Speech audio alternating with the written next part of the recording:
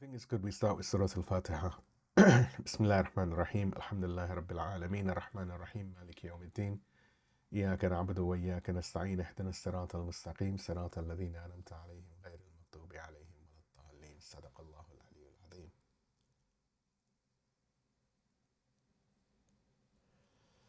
أعوذ بالله السميع العليم من الشيطان اللعين الرجيم. بسم الله الرحمن الرحيم. الحمد لله رب العالمين وصلى الله على سيدنا محمد وعلى آل بيته الطيبين الطاهرين ولعن الله على أعدائهم أجمعين من الأولين والآخرين آمين يا رب العالمين. أما بعد. Assalamu alaikum wa rahmatullah. So last week we laid foundations. We descended into the bedrock of Islamic jurisprudence and established why weapons of mass destruction are entirely forbidden. We traced the prohibition from the Quran's articulation of military purpose, turhibuna, which is, it means to deter, not to annihilate. We went through the Prophet's explicit instructions to his commanders, through 1,000 years of jurisprudential reasoning to the rational recognition that such weapons of mass destruction, constitute dhulm or oppression on a scale that admits no justification. We expanded the category beyond nuclear weapons alone: chemical agents that linger and burn, biological pathogens that spread without control, things like depleted uranium and white phosphorus that poison the soil and humans for millennia. Any weapon that cannot distinguish combatant from civilian, that cannot be controlled once it's been deployed, that continues to kill long after the war ends, any such weapon falls under the prohibition that the Prophet articulated when he said, "Do not cast poison into their lands." And we witnessed the principle tested in fire. Imam Khamenei, may God rest his pure soul, with Iranian soldiers dying from chemical attacks, with the full capability to manufacture and retaliate in kind, simply saying, Haram. If we use chemical bombs, what is the difference between us and Saddam? The foundations are laid. The why is established. Tonight we build upon these foundations. Tonight we examine the how. How has this ancient prohibition been codified in our time? When a contemporary scholar issues a fatwa on nuclear weapons, what exactly is he saying? What category of ruling is this? Can it change with circumstances, or is it permanent, cast in stone? Is this the opinion of just one man, Ayatullah Khamenei, or is this the consensus of the highest scholars and authorities of the tradition? What do the other Maraja say? Does Ayatullah Sistani in Najaf agree with the scholars in Qom? And if the prohibition is genuine, how has it shaped actual policy? What did Iran build instead of nuclear weapons? Why invest billions in precision missiles if you secretly desire weapons of mass destruction? Then, of course, there's the objection that must be addressed. Pakistan, a Muslim majority country, possessing nuclear weapons. Does that not prove that Islamic law permits them somehow? And finally, the accusation that haunts every discussion regarding the nuclear fatwa. It's Taqiyyah. Iran says it doesn't want nuclear weapons, but that's just religious deception. They're saying one thing publicly while secretly pursuing the bomb. You can't trust anything they say because they're permitted to lie. And these are lies that today, in these days, in February of 2026, we're hearing daily from the likes of Lindsey Graham and all sorts of other warhawks. These are accusations that are made by these Western politicians that seek justification and the manufacturing of consent for aggression. These are accusations made by Zionist officials manufacturing pretexts for war. And of course, it's made by the hostile media that seeks to demonize. And it is made by ordinary people who have absorbed the propaganda without being discerning, without examining it. Tonight, God willing, we answer it, not with assertion, not with counter-accusation, not with rhetoric, but with demonstration. We will show that the accusation is not merely false, but logically impossible. We will show that for the fatwa to be taqiyyah, there would have to be a hidden truth being concealed. And there is no hidden truth. We will show that any jurist, anywhere in the Muslim world, who genuinely applies the sources of Islamic law would also reach the same conclusion that the fatwa expresses. The accusation of Taqiyyah does not reveal Iranian deception. It reveals the accuser's inability to imagine a value system that places principle above power. By the end of the session, God willing, this will be clear. Let us be precise about what we will establish tonight. First, we examine Imam Khamenei's formal fatwa, not as a soundbite, but as a jurisprudential document. We look at its precise language, its classification as a primary ruling, its distinction between rational calculation and religious prohibition. Second, we survey the consensus of the living Maraji, Ayatullah Sistani in Najaf, Ayatullah Makarim Shirazi, Ayatullah Jawadi Amoli, Ayatullah Subhani in Qom. We find that this is not one man's opinion, but the agreed position of the tradition's highest authorities, scholars who may differ on many things, but are united on this. And third, we examine the doctrine of precision, what we call Noqte-zani. We trace how the prohibition shaped Iran's actual military development. We see why a country accused secretly of wanting nuclear weapons has instead built the most accurate conventional missiles in the region and arguably in the world. The policy makes sense only if the theology is sincere. Number 4, we address the Pakistan objection. We show that the existence of Pakistani nuclear weapons proves nothing about Islamic law, only that Pakistan is not applying Islamic law in this domain. And finally, 5th, we answer the Taqiyyah accusation. We show that it collapses under the weight of everything we have established. Taqiyyah conceals a truth that exists. But when there is only one possible jurisprudential conclusion, when the sources yield no alternative, there is no truth that is hidden that must be concealed. The fatwa is not hiding a secret desire. It's expressing an inevitable conclusion. Please give me a salawat and we have a very brief recap of the previous session.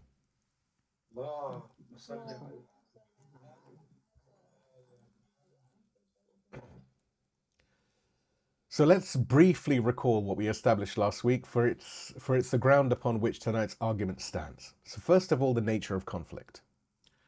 We began with a reframing. Islam does not view warfare as a clash between peoples. Americans against Iranians, Israelis against Palestinians, the West against Islam. We established a framework resting on 3 pillars. Firstly, wars are initiated by systems of oppression, the dhalimin, the mustakbirin, the oppressors and the arrogant. Secondly, the just respond through legitimate defense, a sacred duty, not merely a right. And thirdly, even in the most righteous struggle, civilian populations retain their God-given sanctity. We recognize that some conflicts are genuinely haq or truth against batil, falsehood. Karbala was not a power struggle between competing elites. It was the proof of God standing against the erasure of Islam itself. The tradition does not flatten moral distinctions. Yet we also establish that moral culpability before God does not transform a civilian into a legitimate target. The silent citizen of an oppressor nation may bear a spiritual burden. Ziyarat Ashura warns of those who heard of this and were pleased with it. But the warrior cannot execute divine judgment. The criterion remains combatant or non-combatant. And we distinguish the aggressor's soldier from the defender's soldier. The one who fights in an unjust war bears culpability for that choice, even if that person is misled. And the one who defends his home fulfills a sacred obligation, what we call something which is wajib mutlaq, as Shahid al-Thani established in one of the most seminal books of the Hawza, titled Sharh Lum'ah.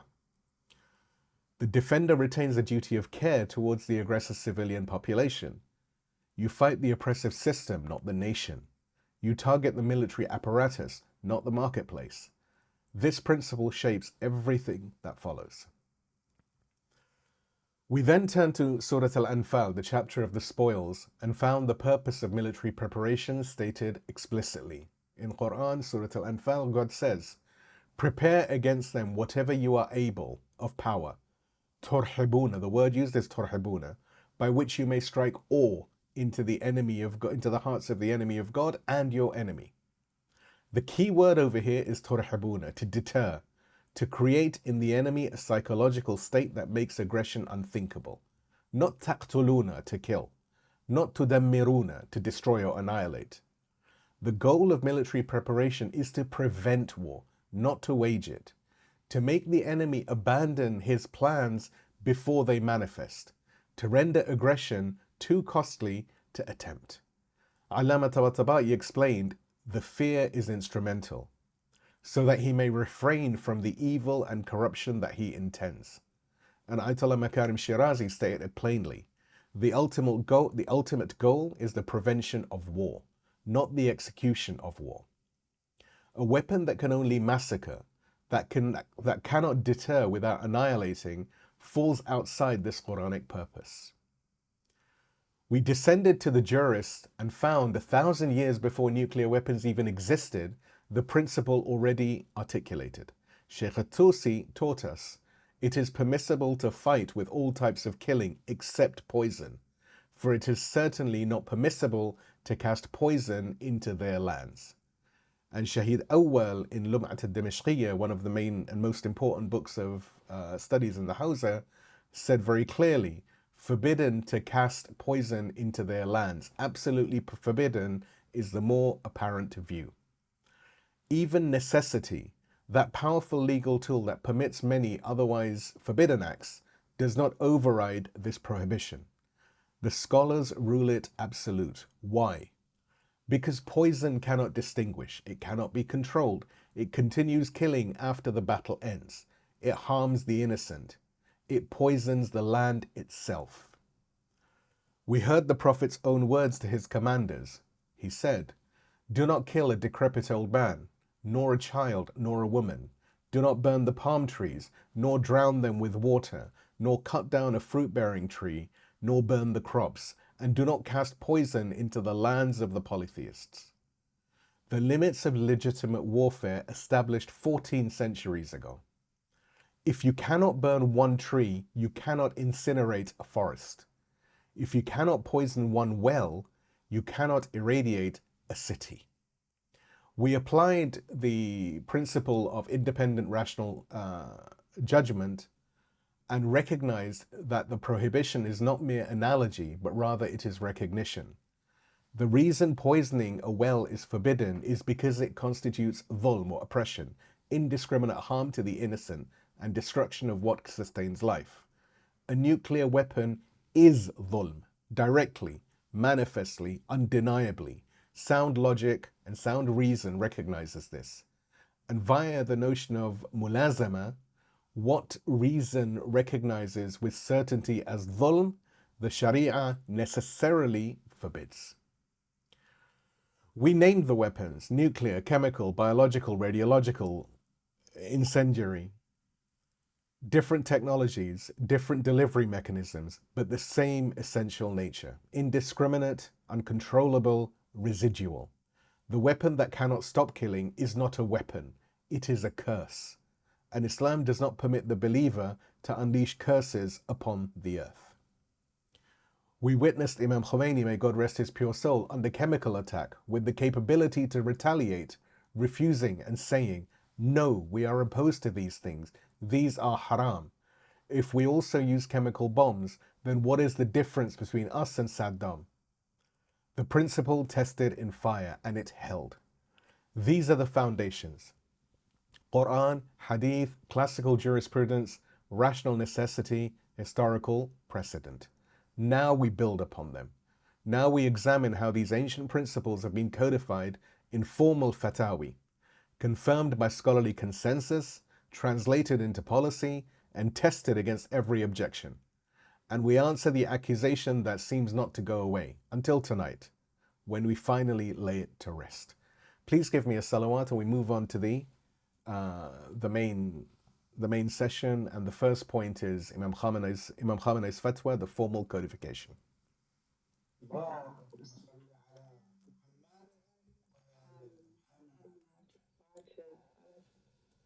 So we've traced the prohibition, as we said, through its sources: Quran, Hadith, classical jurisprudence, rational necessity. Now we examine how these ancient principles have been formally codified by the highest religious authority of the Wali al-Faqih, by the leader of the Muslim Ummah, Imam Khamenei. This is not a matter of political statements or diplomatic posturing. This is a fatwa, an edict, a binding religious ruling issued by a qualified jurist for those who follow his authority, and in the case of being the Wali al-Faqih, for all believers. And the nature of this fatwa, its classification, its scope, its permanence, reveals why the accusation of Taqiyyah cannot stand. On April the 17th, 2010, Imam Khamenei issued a formal message to the International Conference on Nuclear Disarmament and Non-Proliferation held in Tehran. This message contained the explicit articulation of the ruling that has come to be known as the Nuclear Fatwa. It said, and the reference for it is in the write-up, it said, "We believe that besides nuclear weapons, other types of weapons of mass destruction, such as chemical and biological weapons, also constitute a serious threat to humanity. We consider the use of such weapons as haram, religiously forbidden, and believe that it is everyone's duty to make efforts to secure humanity against this great disaster." Now let us examine this statement with care. Firstly, notice the precision of the language, haram. This is the technical term in Islamic jurisprudence. It does not mean inadvisable or better to avoid or potentially problematic. It means forbidden, categorically, religiously, and with the full weight of divine law behind the prohibition. To violate a haram is not merely to make a mistake. It is to sin. It is to transgress the boundaries that God has established. It is to earn his displeasure and, without repentance, his punishment. When a jurist of Imam Khamenei's caliber and standing declares something haram, he is not offering a suggestion. He is issuing a binding ruling for the millions who follow his religious authority and who adhere to the idea of Wilayat al-Faqih. Notice also the scope. The ruling does not address nuclear weapons alone. It explicitly encompasses other types of weapons of mass destruction, such as chemical and biological weapons. This is the expanded category we established in the previous session, now formally codified in a single ruling. And notice the framing of responsibility. Imam Khamenei said, "It is everyone's duty to make efforts to secure humanity against this great disaster." This is not merely a prohibition, rather it is an obligation. The believer is not only forbidden from using such weapons, he or she is required to work towards their elimination. Now some might argue, and indeed some have, that this statement addresses only the use of such weapons. Perhaps the reasoning goes, Iran could still produce and stockpile nuclear weapons, holding them in reserve, as long as they never actually deployed them. This interpretation was explicitly closed by subsequent clarifications. In his statements made in 2019 and 2021, Imam Khamenei addressed the question of production and stockpiling directly and explicitly, saying, and the references in the write-up, "Building and stockpiling a nuclear bomb is wrong, because using it is haram. Although we could have stepped into this path, we declared it haram according to Islamic rulings. Therefore, there is no reason for us to spend money on producing and stockpiling a weapon whose use is absolutely forbidden." The logic over here is very precise and inescapable. If using the weapon is absolutely forbidden, then producing the weapon is preparing for a forbidden act. If using the weapon is absolutely forbidden, then stockpiling the weapon is maintaining readiness once more for a forbidden act. One cannot say, "I will never commit this sin, but I will keep the instrument of sin always at hand, polished and ready." The prohibition extends backwards from the act to its preparation. This gives us what we may call the Triad of Prohibition. So first of all, you've got the production, tawlid, it's forbidden. The stockpiling is forbidden, and the use is forbidden. The fatwa closes every door. There is no permissible path to nuclear weapons within this framework. Not acquisition, not maintenance, not deployment. And notice the remarkable admission embedded in the clarification. Although we could have stepped into this path. This means Iran had the capability. This is not a case of a nation without options, declaring that it never wanted what it could not obtain. Iran could have pursued nuclear weapons. Iran chose not to, and that choice was made on religious grounds. We declared it haram according to Islamic ruling, not according to political calculation, not according to international pressure or the pressure of maximum pressure by Trump or whoever, not according to a strategic assessment, but according to Islamic legislation, Islamic rules, Islamic law. And this was not a one-time statement issued for diplomatic convenience and then quietly forgotten. Imam Khamenei has returned to this ruling repeatedly in multiple contexts across many, many years. In February 2012, addressing nuclear scientists and officials in Tehran, he elaborated, and the reference again is in the write-up, the Islamic Republic, from a logical standpoint, has never sought nuclear weapons. But in addition to this logic, from a doctrinal and religious Shirazi standpoint as well, we consider nuclear weapons haram, and the Iranian nation and officials of the Islamic Republic have no intention whatsoever of producing nuclear weapons. In 2014, in response to continued accusations from Western powers and Zionists, he said, and again the reference of this is in the write-up, we are opposed to nuclear weapons, not because of what America and others say, but because of our own beliefs. The ruling of Islam, the ruling of reason, and the ruling of logic all say that we should not pursue nuclear weapons. The consistency is striking. These are just two examples, there are many. Across years, across contexts, across different audiences, the message does not waver, it does not change. This is not the behavior of someone engaged in deception. A person practicing Taqiyyah calibrates his statements to his audience, adjusting the message to serve immediate purposes. But here we find the same ruling articulated in the same terms, whether the audience is an international conference, domestic scientists, or the general public at a commemorative gathering. The message does not change because the message is not calculated, it is believed. Now here we must understand a critical distinction in Islamic jurisprudence, the difference between a primary ruling, what we call Hukm Awwali, and a secondary ruling, Hukm Thanawi. Secondary rulings are modifications that apply under specific circumstances, or are rulings that can be modified under specific circumstances. Classic example of this would be permission to eat pork when facing starvation. Eating pork is normally forbidden, but when the alternative is death, the prohibition is temporarily or can be temporarily lifted. The ruling changes because the circumstances change. Secondary rulings are where Taqiyyah can operate. Under the threat of death, the believer may conceal his or her faith. Under extreme necessity, the forbidden may become permitted. These are accommodations to human weakness and extreme circumstance. Primary rulings, on the other hand, are entirely different. They are based on the inherent nature of the act itself, not on circumstance, not on consequence, but on what the act is. Murder is forbidden not because of circumstance, but because of its essence. Adultery is forbidden not situationally, but absolutely. These rulings do not change because circumstances do not alter the nature of the act. Imam Khamenei has classified the prohibition on weapons of mass destruction as a primary ruling. And this is crucial. A primary ruling cannot be overridden by necessity. A primary ruling cannot be suspended by Taqiyyah.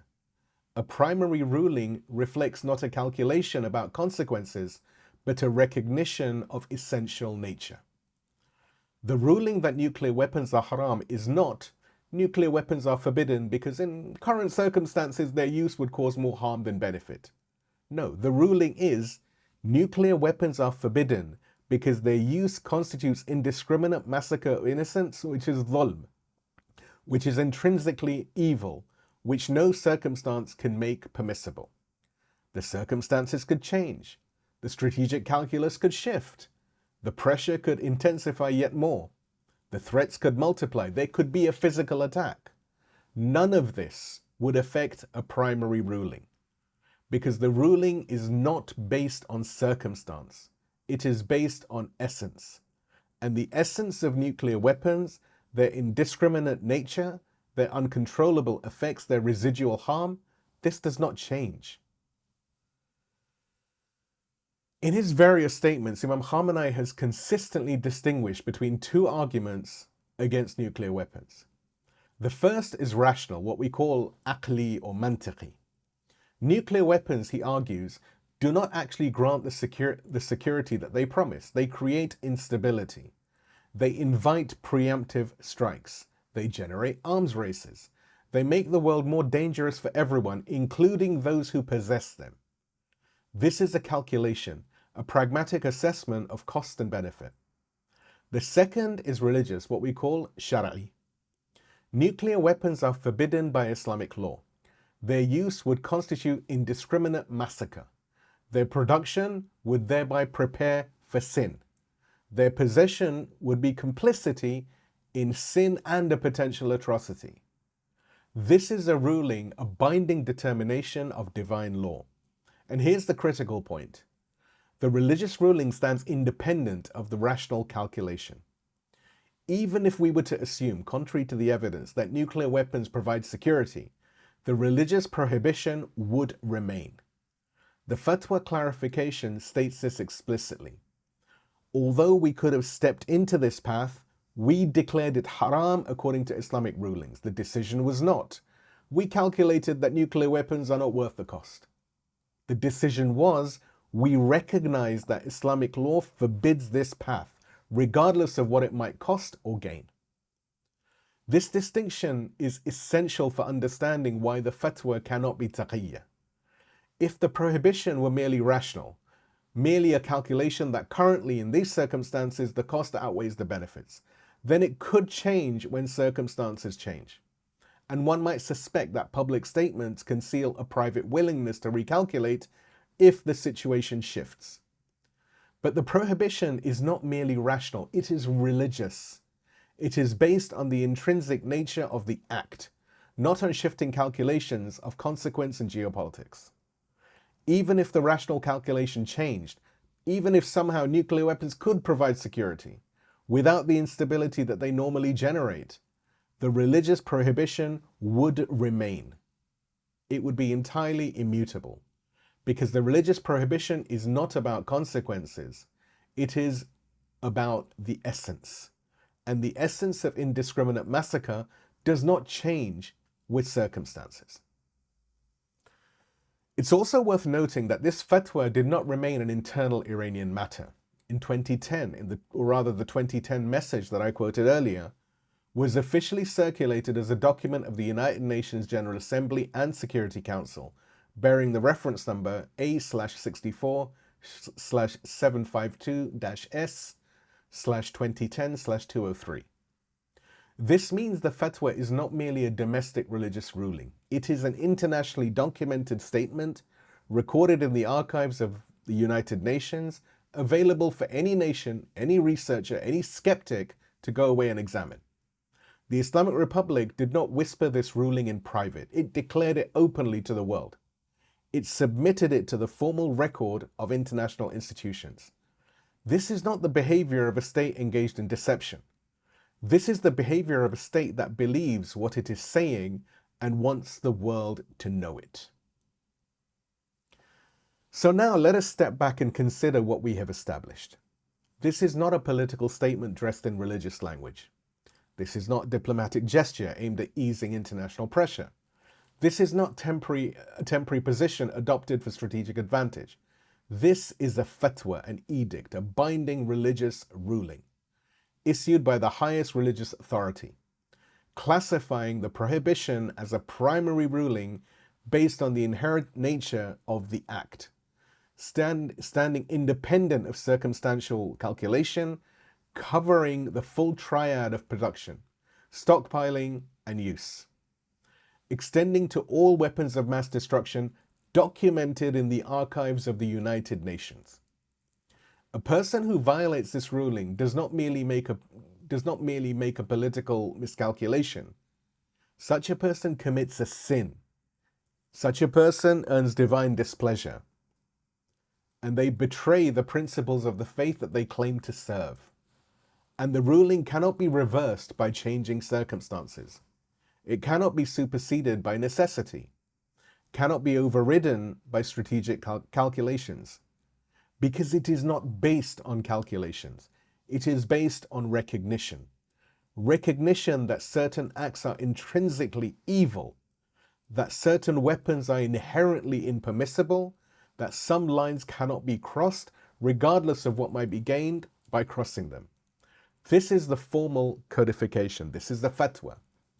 Now let us see whether it stands alone or whether the entire tradition, the entire school confirms it. Please give me a salawat and we move to the Maraji consensus. The tradition speaks as one.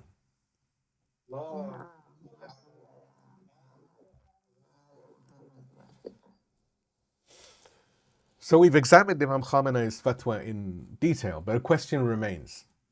Is this but one man's opinion, the view of a particular scholar who happens to hold political authority? Or is it the consensus of Shia Islam itself, of the Hawza, of the tradition itself, the agreed position of the highest religious authorities across the entire Shia world? The answer to this question matters enormously. If the prohibition is merely Imam Khamenei's opinion, one might argue that other scholars disagree, that the matter is disputed, that a different jurist might rule differently.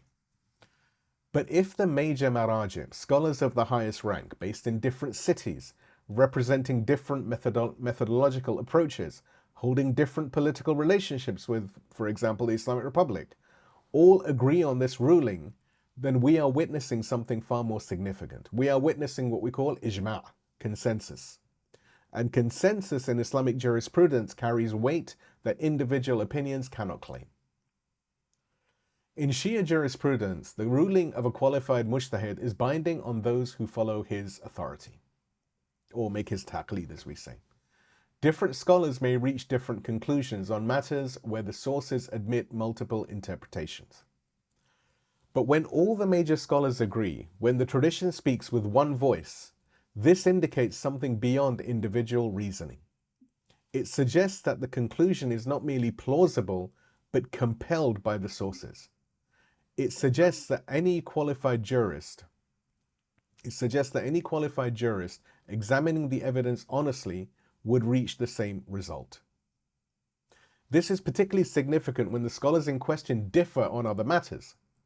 The maraji' we will examine do not agree on everything. They have different methodological emphases. They are based in different locations, Najaf and Qom, the two great centers of Shia learning. They have different relationships with political authority. Yet on this question, the prohibition of weapons of mass destruction, they all speak as one. This unanimity is itself evidence. It tells us that this prohibition is not a matter of political convenience or individual interpretation. It is what the sources require. So firstly, we begin with the most widely followed marja in the Shia world. Ayatullah al-Udma Sayyid Sistani, may God protect him, based in Najaf, Iraq. He is followed by tens of millions of Shia Muslims across the globe. His authority is recognized not only in Iraq, but throughout the Gulf, in South Asia, in Western diaspora communities, and elsewhere. He represents the Najaf scholarly tradition, historically distinct from Qom, with its own methodological characteristics and institutional independence. Ayatullah Sistani has not issued a formal fatwa specifically titled on nuclear weapons. His style tends towards addressing principles rather than issuing targeted political statements. But his rulings on warfare provide the framework within which such weapons must be evaluated. In 2014, when Iraqi forces and volunteer fighters, known as Hashd al-Sha'bi, mobilized to defend against the onslaught of the Zionist-controlled Daesh, Ayatollah Sistani issued detailed guidance on the conduct of warfare. This guidance, known as Advice to Fighters, articulates the principles that govern legitimate combat, and we covered some of it in the previous session. So one point he said was, for God's sake, regarding lives, do not permit the killing of anyone whose killing is not lawful. Killing an innocent soul is among the greatest of sins. Do not cut down trees unless compelled by absolute necessity. The references are in the write-up. So consider the implications. If killing a single soul is among the greatest of sins, what of a weapon that kills thousands of innocent souls in an instant? That cannot, by its very nature, distinguish the guilty from the innocent. If cutting down a tree requires absolute necessity in order to be permissible, what of a weapon that incinerates and vaporizes entire forests, that renders the land barren for generations, that poisons the soil for longer than human civilization has existed? The logic is inescapable. The principles Ayatullah Sistani articulates, protection of innocent life, proportionality, care for the environment even in warfare, make the use of weapons of mass destruction impossible to justify. A scholar who rules that you need absolute necessity to cut a single tree cannot simultaneously permit the detonation of a nuclear warhead. A scholar who declares the killing of one innocent among the greatest of sins cannot simultaneously permit weapons that kill innocents by the tens of thousands. The specific fatwa may not exist in name, but the principles that would generate it are very explicitly stated. And no one who understands Sayyid Sistani's methodology could imagine him reaching a different conclusion. So from Najaf we turn to Qom, the great center of Shia learning in Iran. Ayatullah Nasir Makarim Shirazi, may God protect him, is among the most prominent maraji in Qom. He is the author of Tafsir Namuneh, the widely used Quranic commentary that we cited from in the previous session. He has trained generations of scholars. His rulings are followed by millions. And on the question of weapons of mass destruction, Ayatollah Makarim Shirazi has been very explicit. He said, and the references in the write-up, without a doubt, the production and stockpiling of weapons of mass destruction creates a religious problem, and their use is emphatically forbidden. The word used is Haram mu'akkad. Notice the strength of the language. Haram mu'akkad means emphatically forbidden. This is not just a mild disapproval or a cautious reservation. This is a categorical prohibition, stated with emphasis. And notice the scope. Production and stockpiling, not merely the use. Like Imam Khamenei's clarification, this ruling closes the door on the argument that one might produce and hold such weapons without intending to use them. Ayatollah Makarim Shirazi grounds this ruling in the Quranic principle that human life is sacred, and he cites Quran, Surah Al-Ma'idah, the chapter of the tablespread, 5th chapter of the Quran, verse number 32. Whoever kills a soul, unless for a soul or for corruption in the land, it is as if he had killed all of mankind. So if killing one innocent is equivalent to killing all of mankind, what is the killing of actual thousands? What is the deployment of a weapon designed to massacre without distinction? The principle admits only one conclusion. Then you have Ayatullah Jawadi Amoli, one of the most philosophically sophisticated scholars and jurists in Qom. His Tafsir Tasneem is a monumental work of Quranic exegesis, and we quote it many times in these sessions. His teachings integrate the intellectual traditions of philosophy, mysticism, and jurisprudence in a way that few contemporary scholars can actually match. On weapons of mass destruction, his position is perhaps the most absolute of all. He says, and the references in the write-up, nuclear weapons violate haqqun nas, the rights of humanity. Even keeping them is forbidden, even for deterrence. Now consider the radicality of this position. Some might argue, and indeed some have argued, that possessing nuclear weapons without intending to use them could serve as a deterrent, preventing war rather than causing it. And this argument is doing the rounds right now with the current geopolitical climate. This is the logic of mutually assured destruction that governed the previous Cold War strategy. Ayatollah Jawadi Amoli rejects this in its entirety. Even possession for deterrence is forbidden. Yet why? because the very existence of such weapons violates haqqun nas, the rights of human beings, the rights that human beings hold simply by virtue of being human beings. The population that lives under the shadow of nuclear weapons, even weapons that are only held for deterrence, has had their rights violated, their security compromised, and their lives are placed at risk. Their future is mortgaged to the calculations of strategists who might, under pressure, decide to use what they have built. The weapon that exists can be used. The weapon that is possessed can be deployed. The deterrent can become an instrument of massacre.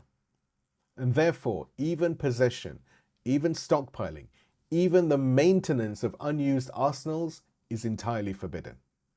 This is the most stringent formulation of the prohibition, and it comes from one of the most respected philosophical minds in the contemporary Hausa.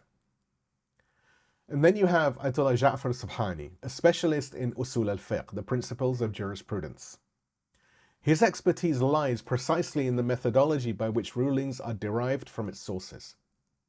When he speaks on a matter, he speaks with the authority of one who has spent a lifetime studying how Islamic law actually works. His position on weapons of mass destruction is as follows, and the references in the write-up. Islam prohibits the killing of innocent people and the destruction of the environment. Therefore, the production and use of atomic bombs are entirely forbidden. So notice the structure of the argument. This is not an appeal to political expedience or contemporary circumstance. This is usul, the methodology of jurisprudence applied with great precision. Premise 1. Islam prohibits the killing of innocent people. Premise 2. Islam prohibits the destruction of the environment. Premise 3. Atomic bombs kill innocent people and destroy the environment. The conclusion: therefore, the production and use of atomic bombs are forbidden. This is the argument we've been building across these last two sessions, stated with the elegance that only a true master of usul can actually achieve. The conclusion is not a matter of interpretation or opinion. It follows necessarily from premises that no Muslim can deny. So now let's step back once more and consider what we've witnessed. 4 scholars, different locations, Najaf and Qom, different methodologies and methodological emphases. The hadith-focused approach of Ayatullah Sistani, the philosophical approach of Ayatullah Jawadi Amoli, the usul al-fiqh precision of Ayatullah Subhani, and the comprehensive scholarship of Ayatullah Makarim Shirazi. Different relationships with political authority. Ayatollah Sistani has maintained a careful distance from the government of Islamic Republic and even of Iraq, where he is based. Ayatollah Jawadi Amoli and Ayatollah Makarim Shirazi operate within Iran but maintain their scholarly independence. Their agreement is not the product of political coordination. Yet they all reach the same conclusion. Weapons of mass destruction are forbidden. Their production is forbidden, their stockpiling is forbidden, their use is forbidden. This is not one man's opinion. This is not a politically convenient position adopted by scholars loyal to a particular government. This is the tradition, this is Shia Islam speaking. This is the sources compelling a conclusion. This is the ijma' consensus on a matter of fundamental importance. Now, the existence of this consensus has profound implications for the accusation that the nuclear fatwa is merely taqiyyah. For taqiyyah to be operative, there would need to be a hidden truth, a secret position that differs from the public statement. But what would the hidden position be? Would it be that Ayatollah Sistani secretly believes nuclear weapons are permissible but says otherwise publicly? Would it be that Ayatollah Jawadi Amoli secretly believes possession for deterrence is acceptable but teaches otherwise? Would it be that Ayatollah Subhani secretly believes that the usul arguments he articulated is flawed but presents it anyway? This is not merely implausible, it is absurd. These scholars have spent their lives in the pursuit of truth. They have sacrificed worldly comfort for the sake of knowledge. They have built reputations over decades of careful, honest, and righteous scholarship. The idea then that all of them, independently in different cities, with different methodologies, with different political relationships, are engaged in a coordinated deception strains credibility beyond breaking point. The far simpler explanation is the true one. They all reach the same conclusion because the sources compel the same conclusion. They all issue the same ruling because the tradition generates the same ruling. There is no hidden position because there is no alternative position that the sources can support. The consensus is real, the prohibition is genuine, and the accusation of Taqiyyah dissolves in the face of scholarly unanimity. Please give me a salawat and we move to the precision doctrine, the alternative path.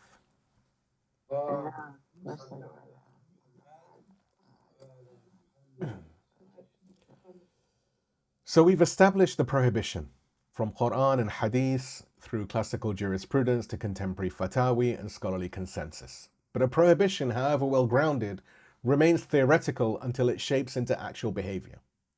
The critic might say, fine, Iran issues fatwas, Iran scholars agree, but what does Iran actually do? Words are cheap. Show me the policy. This is a fair challenge, and it has a remarkable answer. The prohibition on weapons of mass destruction did not merely prevent Iran from pursuing a certain path. It actually actively shaped the path Iran chose instead. If you cannot build weapons of mass destruction, what do you build? If you cannot deter through the threat of indiscriminate annihilation, how then do you deter? If the massacre of civilians is forbidden, but the defense of your nation is obligatory, what military doctrine emerges? The answer is written in the trajectory of Iran's missile program. And that trajectory tells a story that only makes sense if the prohibition is genuine. Now, the story begins with a directive from Imam Khamenei to the architects of Iran's missile program. General Hassan Tehrani Muqaddam, may God rest his soul, known as the father of Iran's missile program, dedicated his life to building Iran's deterrent capability. He was martyred in 2011 in an explosion at a missile factory, a sabotage explosion, let's call it what it was, a loss that Iran mourned deeply. In the early years of the program, the focus was on what one might expect, range. How could the missiles reach further? Could they threaten targets at a greater distance? This is the natural metric of missile development. How far can you strike? But Imam Khamenei intervened with a very different priority. The recently martyred commander of the IRGC Aerospace Force, General Amir Ali Hajizadeh, may God rest his soul, recounts the directive. He says, and the reference is in the write-up, all our effort was to increase the range of the missiles. The leader of the revolution said, work on accuracy. We had the ability to hit targets, but with high error. He said, this is useless. You must strike the point, what we call Noqte-zani.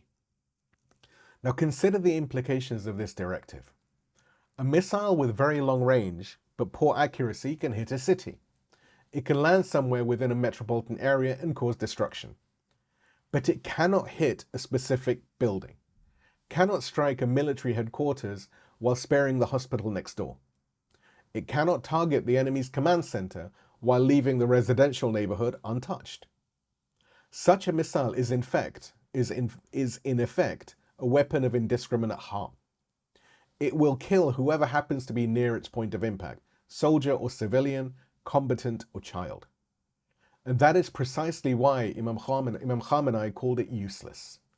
Not useless strategically. A missile that can hit a city still has deterrent value in conventional military thinking. Useless from an Islamic perspective. Useless for a military doctrine that must respect the limits God has placed on warfare. Useless for a nation that has declared the killing of innocents to be haram, forbidden. The directive Imam Khamenei gave was not build more missiles. The directive was build missiles that can strike the point, Noqte-zani, precision targeting, the ability to hit exactly what you aim at and nothing else. This is the alternative path.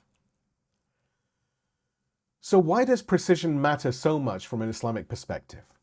Now, we've established that the prohibition on weapons of mass destruction rests on their indiscriminate nature, their inability to distinguish between combatants and non-combatants, their uncontrollable effects, their residual harm. Precision inverts each of these characteristics. A precision weapon can distinguish. It strikes exactly what it is aimed at. The military headquarters is destroyed. The school across the street remains untouched. The enemy's air defense installations are eliminated, but the village beside it continues life untroubled. A precision weapon can be controlled. Its effects are limited to its target. There is no fallout spreading across the countryside, no contamination seeping into groundwater, no poison drifting on the wind. A precision weapon's harm is not residual in the way that WMDs are, weapons of mass destruction are. When the strike is complete, the destruction is complete. The surrounding area is not rendered uninhabitable for generations or even for a day. In jurisprudential terms, precision converts a weapon from an instrument of fasad or corruption to a potential instrument of adl or justice. A weapon of mass destruction is fasad or corruption by its nature. It corrupts, it destroys indiscriminately, it violates the rights of those who have committed no wrong. A precision weapon is not inherently adl. It can still be used for injustice and unjustly. It can be used for aggression rather than defense against illegitimate targets. But it is capable of serving adl or justice. It can be used to strike military targets while sparing civilians. It can be employed in ways that respect the limits Islam places upon warfare. The same technology that could deliver a nuclear warhead can also deliver a conventional explosive with pinpoint accuracy. The difference is not the delivery system, but in the payload and in the intention, the doctrine, the moral framework within which the weapon is employed. Iran chose precision. Iran chose the path that remains within Islamic limits, and that choice was not accidental. It was directed from the highest level of religious authority, shaping the technical development of the program from its very foundation. The directive to pursue precision was not merely rhetorical. It generated a technical revolution. In the early stages of Iran's missile program, accuracy was measured in kilometers.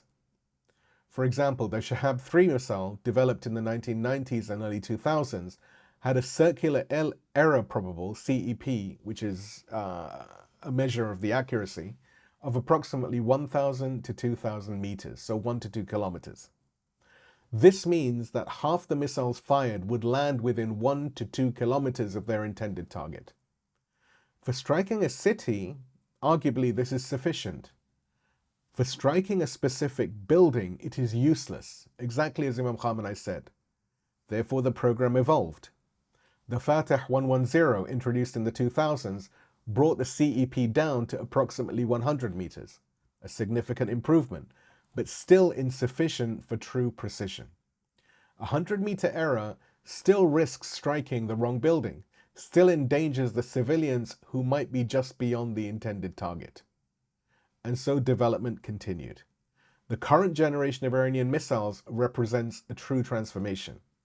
For example, the Fatah 313 achieves a CEP of under 10 meters, according to some reports, under 5 meters. The Khaybar Shikan, a medium-range ballistic missile, reportedly achieves similar precision at much greater distances. The Fattah, Iran's hypersonic missile unveiled in 2023, combines speed that makes interception nigh on impossible with precision guidance that allows it to strike specific targets, under 10 meters CEP, many times demonstrated under 5 meters. To understand what this means, a modern Iranian precision missile can strike a specific room in a specific building. It can hit the general's office while leaving the barracks across the compound entirely undamaged. It can destroy an air defense battery while the village 500 meters away continues to sleep. These are not weapons of mass destruction. These are, in effect, you could argue, sniper rifles at the scale of strategic warfare. The entire trajectory of development from 2,000 meters CEP to under 5 meters makes sense only if the precision directive was genuine. only if the prohibition on indiscriminate weapons was real. Only if the theological framework actually shaped the technical program. Why would a nation secretly pursuing nuclear weapons invest billions in precision guidance systems? Why would a nation that intended to build city-destroying warheads care whether its missiles could hit specific buildings or rooms within buildings?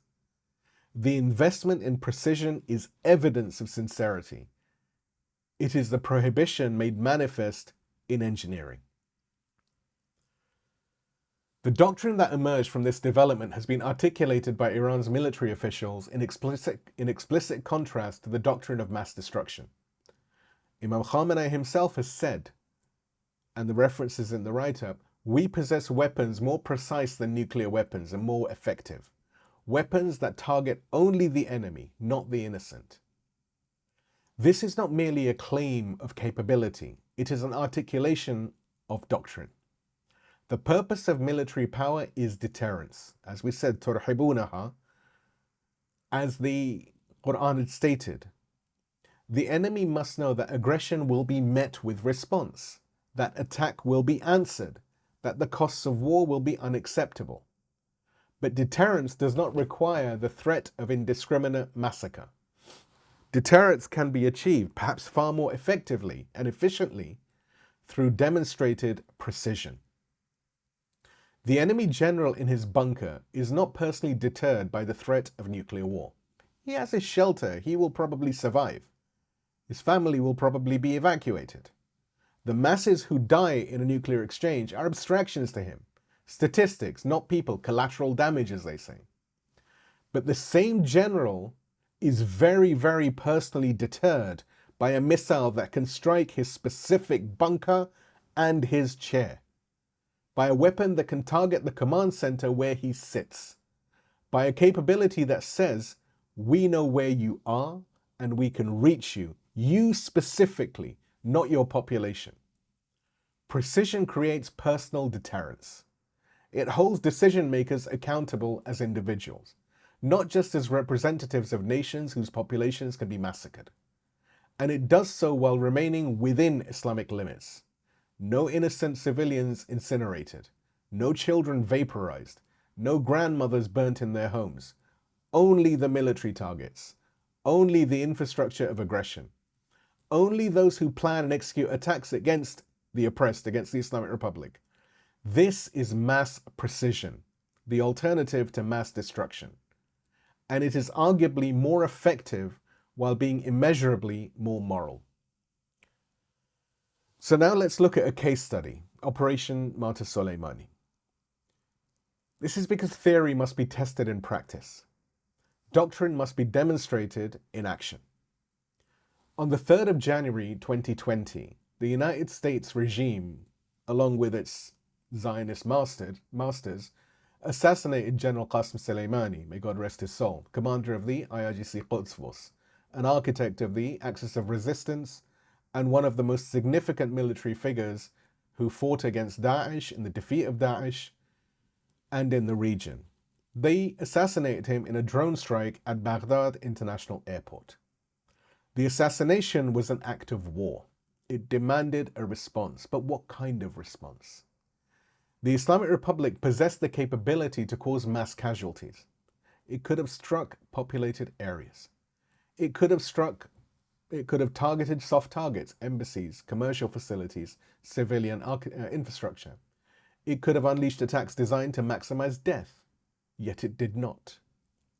On January the 8th, 2020, the IRGC launched Operation Martyr Soleimani, a precision missile strike against the Ain al-Assad airbase in Iraq, the largest US military installation in the country. The martyr General Hajizadeh described the operation's design. He said, and the references are all in the write-up, we were not looking to kill anyone. We could have designed the operation to have 500 deaths in the first step, but our goal was to strike the war machine and their command and control center. Now consider what this statement reveals. Iran had the capability to kill hundreds of Americans. The missiles were precise enough to hit barracks, dining facilities, bathrooms, any location where personnel were concentrated. The operation could have been designed as a massacre. Instead, it was designed as a demonstration. The missiles struck specific hangars. They destroyed aircraft. They created runways. They eliminated military infrastructure. They did not target the sleeping quarters. The result? Extensive material damage and a clear demonstration of capability, and, according to Iranian statements, and admitted by the Americans as well, no intended American deaths. The US later acknowledged that more than 100 service members suffered what they call traumatic brain injuries from the concussive effects of the blasts, but there were no direct fatalities from the strikes themselves. Imam Khamenei's characterization of the operation was precise. He said, "Last night a slap, what we call a sili, was delivered to them, to the Americans. That is a separate matter. Military actions of this kind are not sufficient for the issue. What is important is that the corruption-breeding presence of America in this region must end." And the reference is in the write-up. A slap, not a knockout blow. A measured response, not uncontrolled escalation. A demonstration of capability, not an exercise in massacre. This is the precision doctrine in action. But the theological significance of these events extends beyond military doctrine. On January the 17th, 2020, Imam Khamenei led the Friday prayers in Tehran for the first time in 8 years. In his sermon, he interpreted the events not through a political lens, but through a divine one, referencing the Quranic phrase from Surah Ibrahim, the chapter of Prophet Abraham, 14th chapter of the Quran, 5th verse, where Allah subhanahu wa ta'ala says, "And remind them of the days of God." Imam Khamenei declared 2 specific days of God, and we've discussed days of God in our previous Saturday sessions. I invite everyone to review those. Imam Khamenei said, "That day when tens of millions in Iran and hundreds of thousands in Iraq and some other countries came into the streets to honor the blood of the commander of the Quds force and formed the largest farewell procession in the world, this is one of the days of God. The day when the missiles of the Islamic Revolutionary Guard Corps crushed the American base, this day is also one of the days of God. How did it happen that after 40 years, you, God, brought this dear brother, Yani Haj Qasim Soleimani, this great mujahid, into the arena like this? This is the hand of God. This cannot be analyzed except through spiritual factors and the hand of divine power." The reference is in the write-up. Now let's consider the framing. 2 days of God, not one. The first, the funeral processions. Tens of millions pouring into the street. The largest farewell in human history. This was the demonstration of the people's power, their love, their loyalty, their unbreakable bond with those who defend them. The second, the missile strike. The precision weapons striking the heart of American military power in the region. This was the demonstration of military capability, but a capability exercised within limits, a power wielded with restraint. Both are days of God, the funeral and the strike, the mourning and the response, the tears and the missile. And notice how Imam Khamenei interprets the entire sequence. This is the hand of God. Not merely human planning, not merely military capability, not merely political calculus. Divine providence working through human agency. The response was not just strategically sound. It was not just militarily effective. It was not just politically calibrated. It was Islamic. It was a response that the tradition could bless because it remained within the limits of that the tradition demands. A massacre would not have been a day of God. An indiscriminate slaughter of American soldiers and Iraqi civilians would not have merited that sacred designation. But a precise strike, powerful enough to demonstrate capability, restrained enough to avoid unnecessary death, targeted enough to distinguish military infrastructure from human beings, this is what we call a day of God. This is the precision doctrine elevated to theology. Now let us ask the question that the Taqiyyah accusation cannot answer. If Iran secretly desires nuclear weapons, if the fatwa is merely a deception, a cover story for a clandestine program, Why would Iran invest decades of effort and billions of dollars in precision missile technology? The development of precision guidance systems is not a side project. It is the central focus of Iran's strategic development. The finest engineers, the most significant resources, the sustained attention at the highest leadership, all directed towards building missiles that can hit specific targets. This makes no sense if Iran is secretly pursuing weapons of mass destruction. If your goal is a nuclear warhead, you don't really need precision. A nuclear bomb destroys everything within kilometers of its detonation point. Whether it lands 10 meters or 1,000 meters from the aim point is irrelevant. A city is incinerated either way. The only reason to pursue precision is if you intend to use conventional warheads, and if you intend to use them in ways that discriminate between legitimate and illegitimate targets. The investment in precision is evidence. The doctrine of mass precision instead of mass destruction is evidence. The conduct of Operation Shahid Soleimani or Operation True Promise 1 and 2 is evidence. All of this points to the same conclusion. The prohibition is real. The fatwa is sincere. The theology has shaped the technology.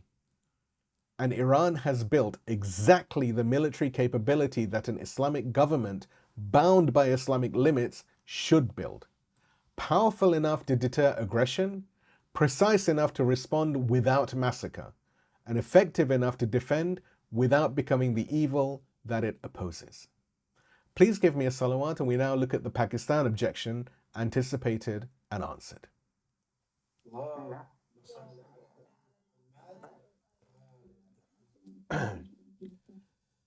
So we have established the prohibition from multiple angles: Quranic, prophetic, classical, contemporary. We've witnessed the consensus of the Maraji. We've seen the prohibition made manifest in the precision doctrine. But there is an objection that always arises, and it's raised by critics who wish to dismiss the fatwa as mere political gameplay. It is raised by those who have absorbed it from hostile media without having the wherewithal to examine it. Unfortunately, it is even raised sometimes by Muslims who are genuinely confused, and this objection is quite simple. Pakistan has nuclear weapons. Pakistan is an Islamic republic. Therefore, Islamic law must permit nuclear weapons. Tonight we answer this objection, and in answering it, we expose the confusion that underlies it. Firstly, let's be fair to the objection and state it in its strongest form. Pakistan is a Muslim majority country. It declares itself an Islamic republic. Its official name is the Islamic Republic of Pakistan. Its constitution invokes Islamic principles. Its nuclear program was developed with explicit reference to Islamic identity, the Islamic bomb, as it was sometimes called, a counterweight to Hindu India and Zionist Israel. Pakistan's leaders have framed the nuclear program in religious terms. For example, General Zia-ul-Haq spoke of defending the Ummah. Zulfikar Ali Bhutto famously declared that Pakistanis would eat grass if necessary to achieve nuclear capability. And Pakistan succeeded. It tested nuclear weapons in 1998. It possessed an arsenal estimated at over 150 warheads. It is a nuclear-armed state.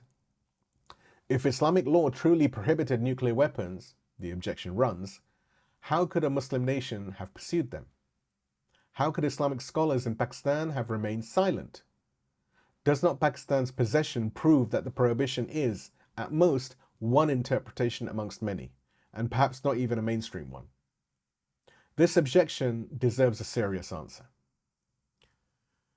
The first problem with the objection is logical. It commits what philosophers call the is-ought fallacy, the error of deriving moral conclusions from factual observations. The fact that something is done does not establish that it ought to be done or should be done.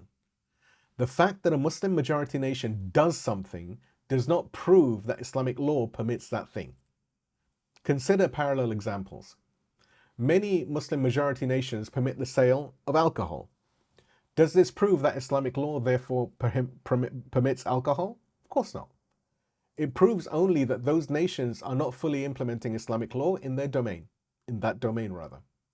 Many Muslim majority nations have banking systems that are based on interest or riba. Does this prove that Islamic law therefore permits usury or riba, interest? Of course it doesn't, no. It proves only that the economic pressures and colonial legacies that have led to compromises that the tradition does not endorse. Many Muslim majority countries have political systems involving corruption, oppression, and injustice. Does this prove that Islamic law permits tyranny? Of course it doesn't, obviously not. The existence of a practice that in the Muslim world that does not legitimize that practice. The question is not, why do Muslim majority states do ... The question is, what do the sources of Islamic law require? And we have now spent 2 sessions establishing what the sources require. Pakistan's position of nuclear weapons proves nothing about Islamic law and Islamic jurisprudence. It proves only that Pakistan in this domain is not operating according to Islamic law and Islamic jurisprudence. Let us look very honestly at how Pakistan's nuclear program actually developed.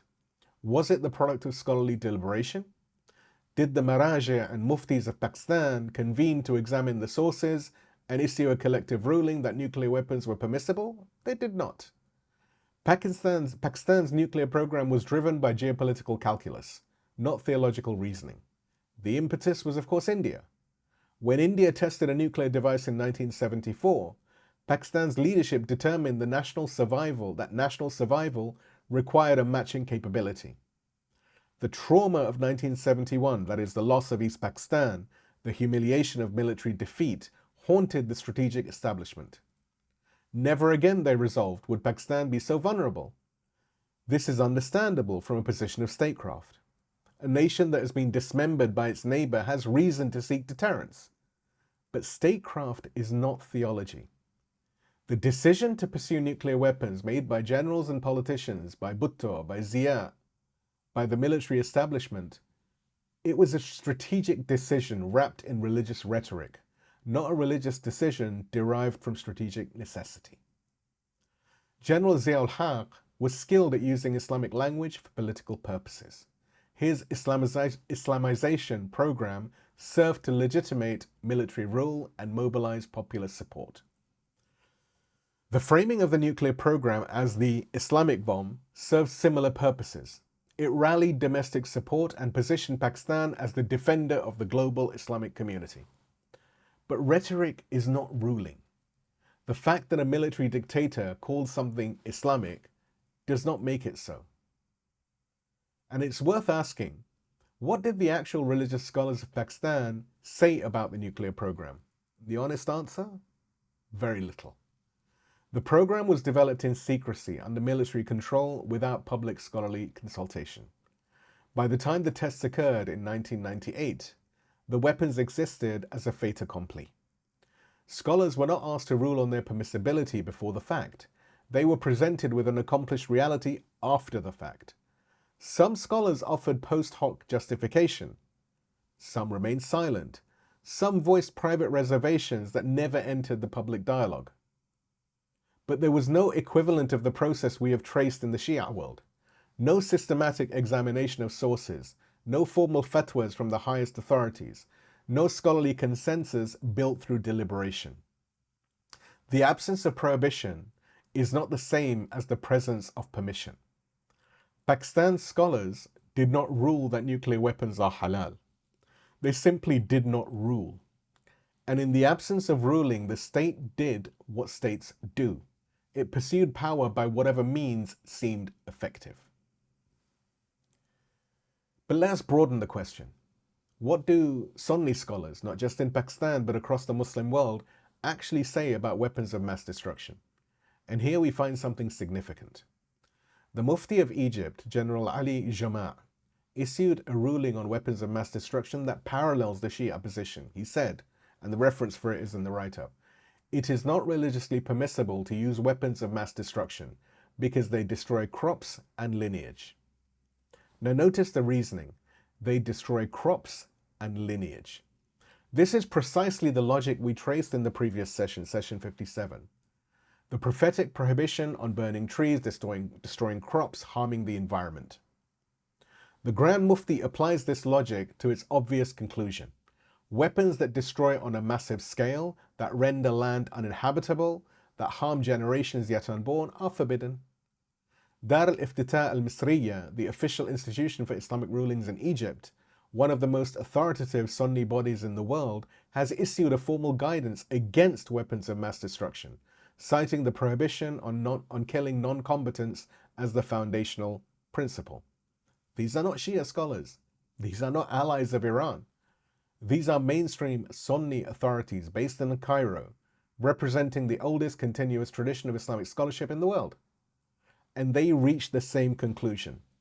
The prohibition on weapons of mass destruction is not a Shia peculiarity. It is not an Iranian political position dressed in religious garb. It is what the sources require.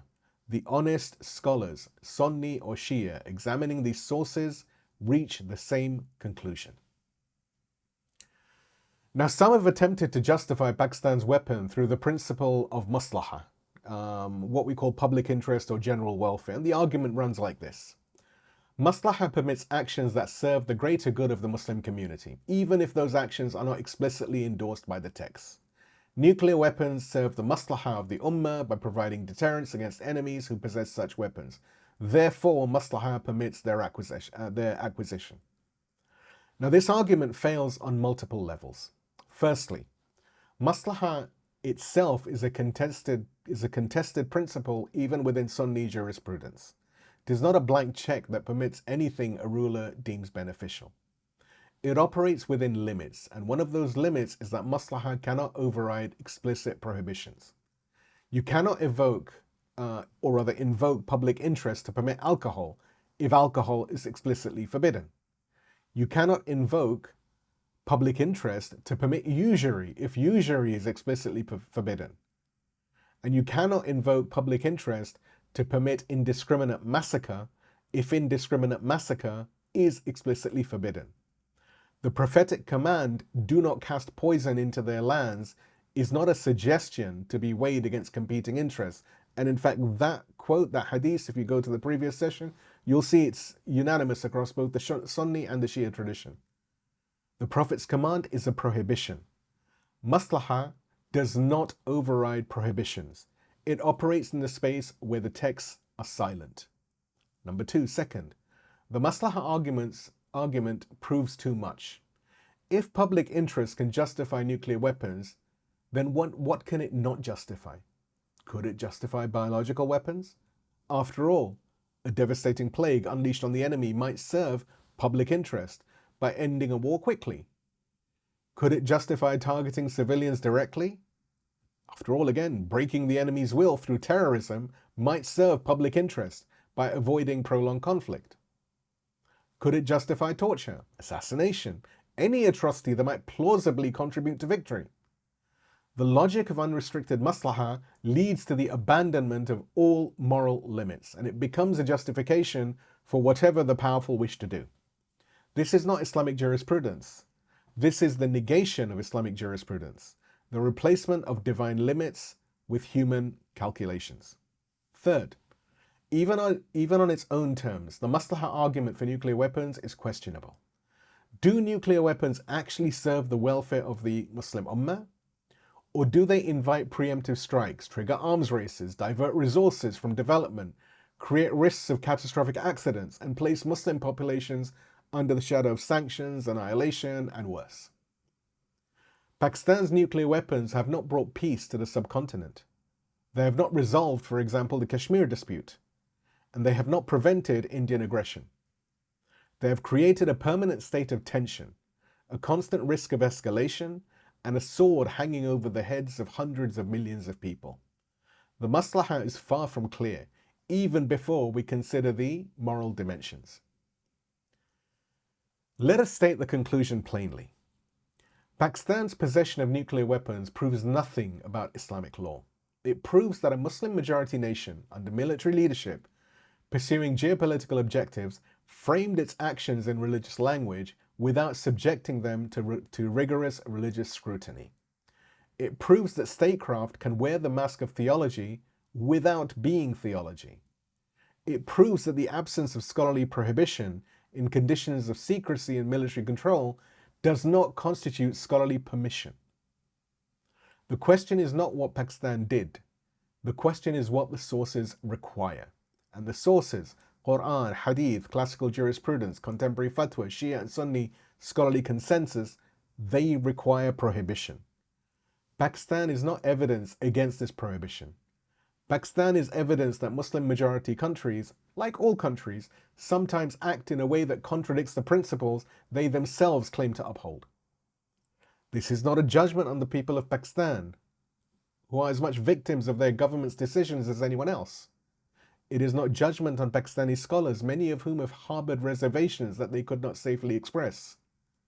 It is simply a recognition that the existence of a practice does not legitimate the practice. And the Islamic prohibition on weapons of mass destruction stands, regardless of what any state has done or failed to do. Please give me a salawat and we move to why the fatwa cannot be taqiyyah, the culmination.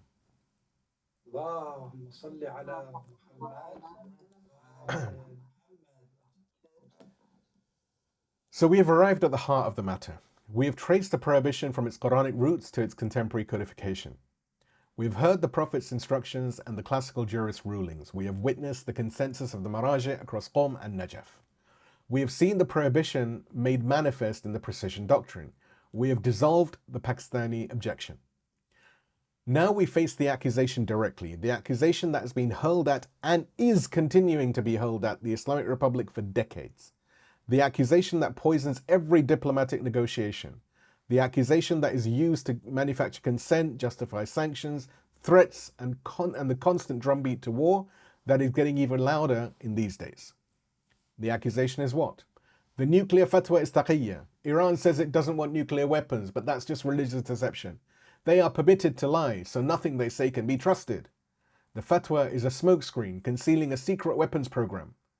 This accusation, as we've said, is made by American politicians seeking to justify aggression. It's made by the Zionist officials manufacturing pretexts for attack and regime change. It's made by hostile media seeking to demonize and manufacture consent. And it's repeated by ordinary people who have absorbed the propaganda without any discernment or without examining it. Tonight we dismantle it, not with a counter-accusation, not with rhetoric, not with appeals to trust, but with logic. We will show that the accusation is not merely false, but it's logically impossible. We will show that for the fatwa to be taqiyyah, conditions would have to obtain that demonstrably do not obtain. We will show that the accusation, far from revealing Iranian deception, reveals the accuser's own moral blindness, an inability to imagine that anyone anywhere might genuinely place principle over power. Let us begin by recalling what we established in sessions 55 and 56 2 weeks ago. Taqiyyah is not a license to lie whenever convenient. It is not a blank check for deception. It is not, as the Islamophobes imagine, a doctrine that permits Muslims to say anything to non-Muslims while secretly believing the opposite. Taqiyyah is a very specific dispensation with specific conditions for specific circumstances. At its core, Taqiyyah is this: the concealment of a truth that exists under conditions of genuine threat to protect life, community, or faith. The key phrase is a truth that exists. Taqiyyah conceals something that is real. It hides a genuine belief, a genuine identity, a genuine commitment that the believer holds internally but cannot safely express externally. When we spoke about Ammar Yasir, we said he spoke words of disbelief under torture. He concealed his true faith, which continued to exist in his heart. When the believer in Pharaoh's household hid his faith, he concealed his true commitment to God, which remained his inner reality. When Shia Muslims, or even Muslims generally throughout history, have practiced taqiyyah under hostile rule, they concealed their true allegiance to Ahlulbayt, which never wavered internally. In each case, there was a hidden truth. There was an internal reality that differed from the external presentation. This is what taqiyyah is. And this is precisely what cannot be the case with the nuclear fatwa.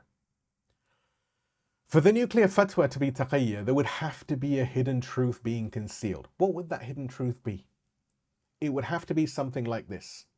We actually believe nuclear weapons are permissible in Islamic law, but we publicly claim they are forbidden to deceive the international community. Let us examine whether this hidden truth could plausibly exist. For such a hidden truth to exist, there would have to be a legitimate Islamic argument for the permissibility of nuclear weapons, an argument that Iran scholars secretly believe but publicly deny. We have spent 2 sessions examining the sources. Where exactly is this argument? The Quran establishes the purpose of military preparation as deterrence, tarhibuna, not annihilation. The Prophet explicitly forbade poisoning enemy lands, killing non-combatants, destroying the environment. The classical jurists codified these prohibitions as absolute. Not even necessity overrides them.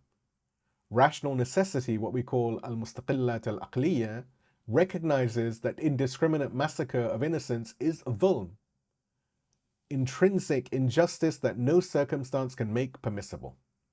Every contemporary marja who has addressed the question in Qom, in Najaf, be it Shia or Sunni, has reached the same conclusion. Weapons of mass destruction are forbidden. Where in all of this is the secret argument for permissibility? What source would it cite?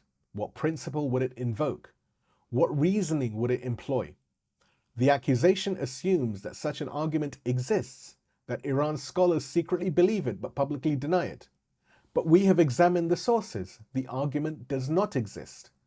There is no Quranic verse that permits indiscriminate massacre. There is no hadith that endorses weapons that cannot distinguish combatant from civilian.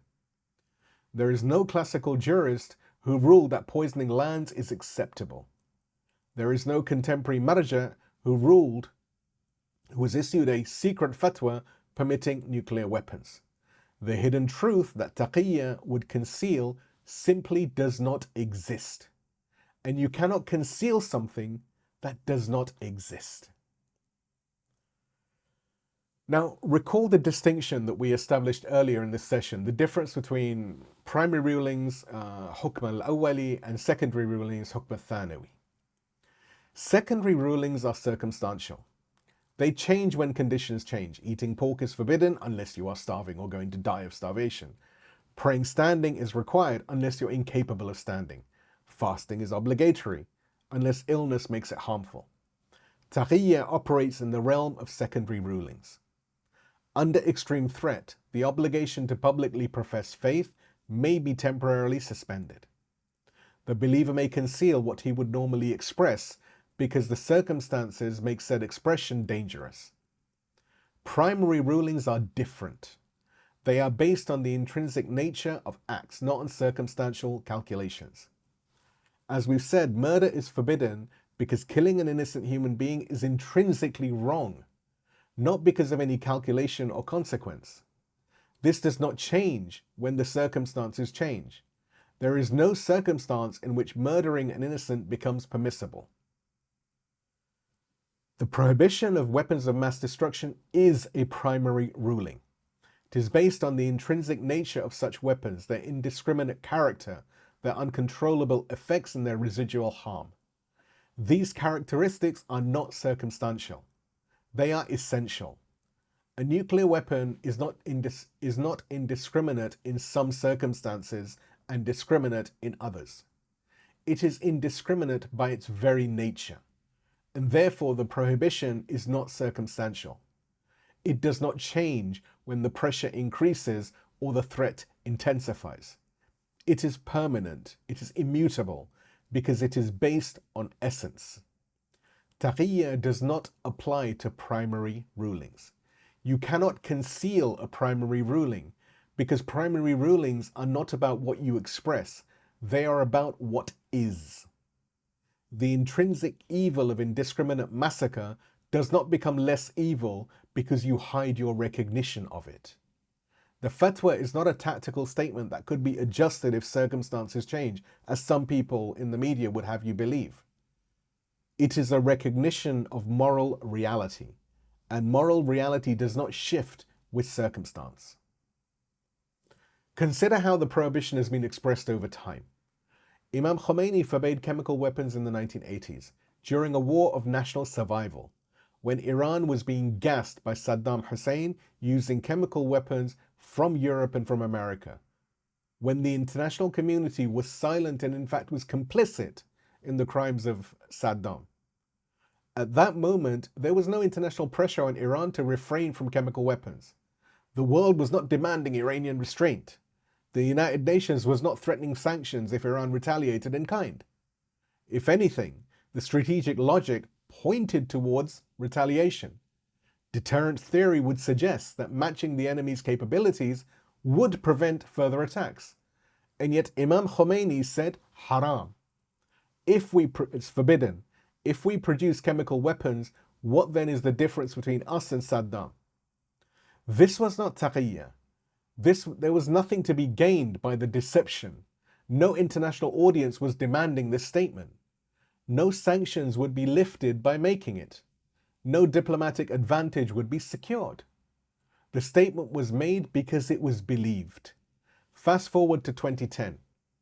Imam Khamenei issues the Nuclear Fatwa. The international context is entirely different. Now there is intense, immense, maximum pressure, sanctions, threats of military action, all of this, just like it is today. One might argue that this statement is Taqiyyah, designed to ease international pressure, but consider the content of the ruling is identical. The same prohibition, the same reasoning, the same classification as haram. The ruling does not change to match the audience. The ruling does not shift to serve diplomatic purpose. The ruling remains the same in the 1980s when no one was watching, and in 2010 when everyone was watching, and in 2026 when even more people are watching. If the fatwa were Taqiyyah, if it were a deception calibrated to external pressure, we would expect it to appear when pressure appears and disappear when pressure disappears. Instead, we find consistency. The same ruling across decades, across contexts, different contexts, across different leaders. This is not the behavior of deceivers. This is the behavior of believers. Consider the consensus we documented earlier. Ayatullah Sistani in Najaf, Ayatullah Makarim Shirazi in Qom, Ayatullah Jawadi Amoli in Qom, Ayatullah Subhani in Qom, the Grand Mufti of Egypt in Cairo. These scholars differ on many ideas, many things. They represent different methodological approaches. They have different relationships with political power.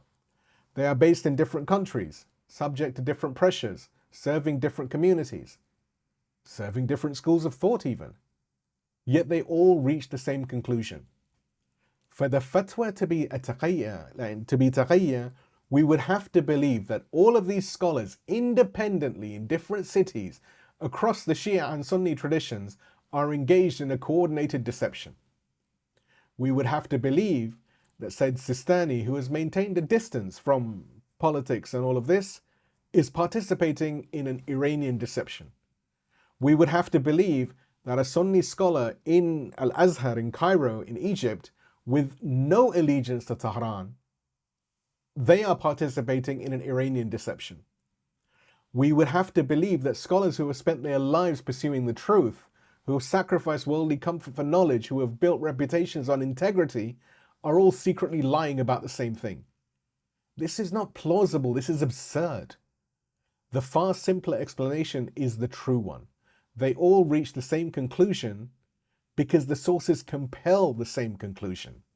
The consensus is evidence of truth, not of conspiracy. Consider what Iran actually built. If the fatwa were Taqiyyah, if Iran secretly intended to acquire nuclear weapons, why would Iran invest decades of effort and billions of dollars in precision missile technology? Nuclear weapons do not require precision. A warhead that destroys everything within kilometers does not need to hit a specific building. Whether it lands 10 meters or 1,000 meters or 10,000 meters from its aim point is irrelevant. The obsessive focus on accuracy, the supreme leader Imam Khamenei's personal directive to Noqte-zani, strike the point, makes sense only if the intention is to use conventional warheads. Only if the goal is to deter through precision rather than through mass destruction. Only if the prohibition is genuine. The entire trajectory of Iran's military development is evidence. The Shahab 3 with its 2,000 meter CEP deemed useless by the Supreme Leader, by Imam Khamenei. The progressive refinement of 100 meters, then 10 meters, then 5 meters, and then perhaps even less in some of the newer munitions. The development of hypersonic glide vehicles with precision guidance. The conduct of Operation Martyr Soleimani and Truth Promise 1, Truthful Promise 2, designed for demonstration, not massacre. This is not the behavior of a nation secretly pursuing weapons of mass destruction. This is the behavior of a nation that genuinely believes in the prohibition and has built its entire military doctrine around that belief. The precision doctrine is the fatwa made manifest in engineering, and it is proof that the fatwa is real. Let us now state this argument formally. For the fatwa to be taqiyyah, the following would have to be true. And I'm laboring this point because I want this to be a final argument against the stupidity of criminals like Lindsey Graham and Netanyahu and all of these criminals and the corrupt media that constantly regurgitate this garbage. So for the fatwa to be taqiyyah, the following would have to be true. There exists a legitimate Islamic argument that nuclear weapons are permissible.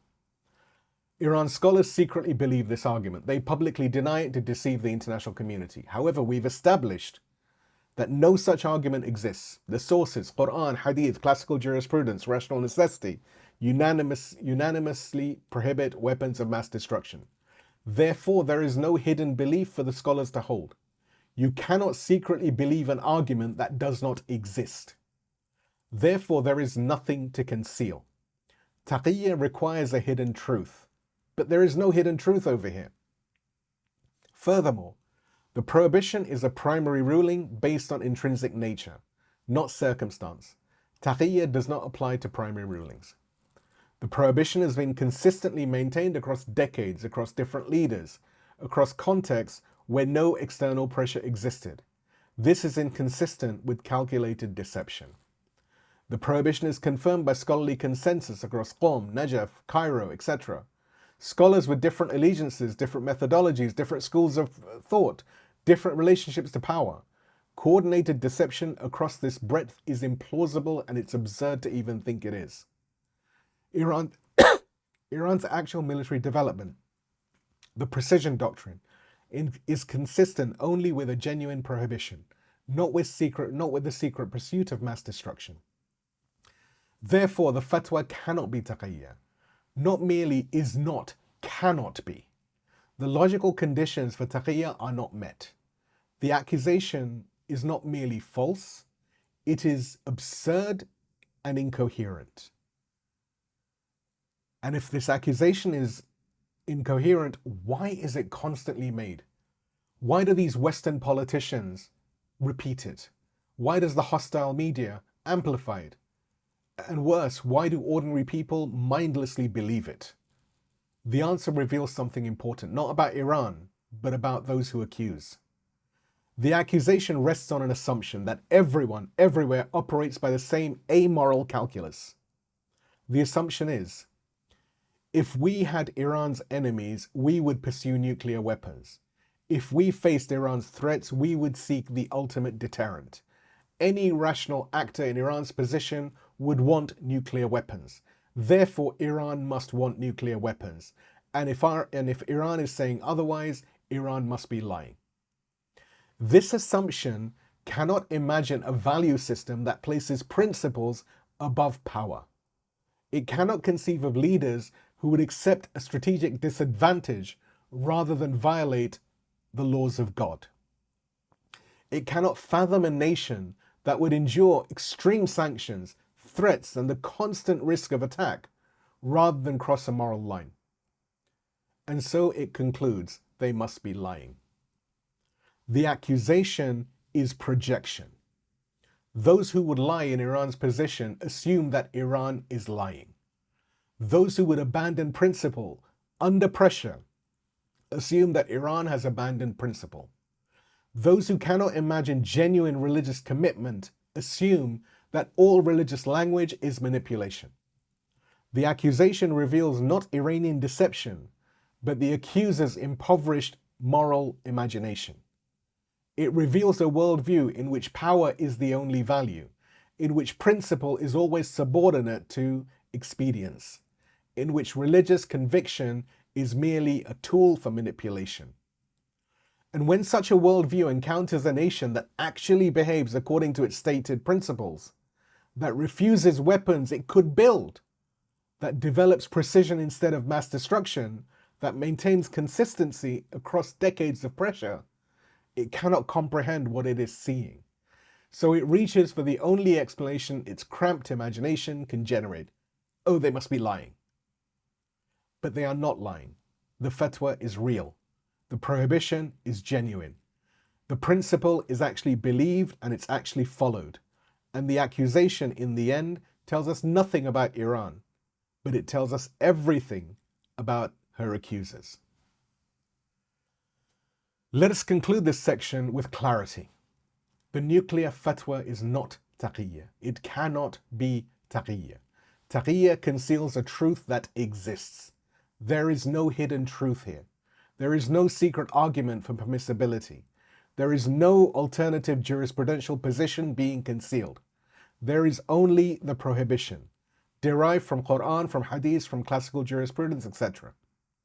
There is only the recognition that weapons of mass destruction constitute dhulm, indiscriminate harm to the innocent.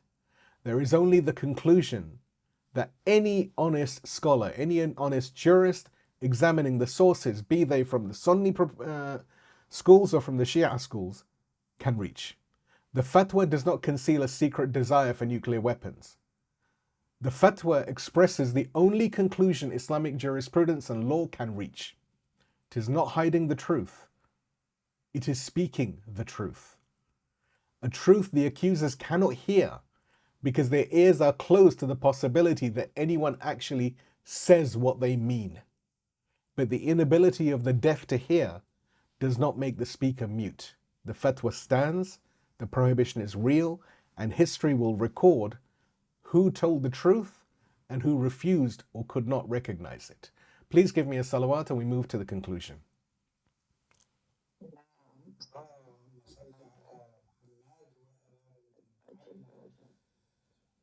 So alhamdulillah, we have completed what we set out to do across two sessions, 57 and this one, 58. We've built an argument brick by brick, layer by layer, until no gap remains. Let us briefly stand back and see what we've constructed. The foundations, session 57. We began with the nature of conflict itself. Islam does not view warfare as a clash between people, the American farmer against the Iranian farmer, populations against populations.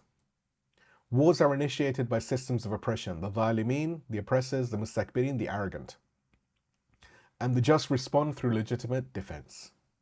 We recognize that some conflicts are genuinely true against false, truth against falsehood, and the tradition does not pretend otherwise. Karbala, of course, was not a power struggle, it was a battle for the soul of Islam itself. Yet even in Karbala, the civilian population of Damascus was not the enemy. We established that moral culpability exists on a spectrum. The Ziyarah of Ashura warns of those who knew and remained silent, but moral culpability before God does not equal legitimate target status. And we distinguish the aggressor soldier who bears the weight of his choices, even if misled, from the defender soldier who fulfills a sacred duty established in Shara Lum'a as wajib mutlaq. The defender retains the duty of care even towards the aggressor's civilians. You fight the oppressive system, not the nation. We turned to the Quran and found the purpose of military preparation stated explicitly: to deter, turhibuna, to strike awe, to make aggression unthinkable before it begins, not to kill, not to destroy, not to annihilate, to deter. We descended into classic jurists and found 1,000 years before Hiroshima the principle already articulated. Sheikh Tusi had said it, Sheikh Awwal codified it. The scholars ruled with emphasis that even necessity does not override this prohibition. We heard the Prophet's own instructions. The limits of legitimate warfare were established 1400 years ago. We applied rational necessity and recognized the indiscriminate massacre of innocents as oppression, as dhulm. We expanded the category: nuclear, chemical, biological, radiological, etc. Any weapon that cannot distinguish combatant from civilian. We witnessed the principle tested under fire when Imam Khamenei, when Iran was under chemical attack, refusing to allow the use for chemical weapons. The foundations were laid. Tonight we built upon those foundations. We examined Imam Khamenei's formal fatwa, not as a soundbite, but as a jurisprudential document. The full triad of prohibition: production, stockpiling, and use, all forbidden. The classification as a primary ruling that cannot change with circumstance.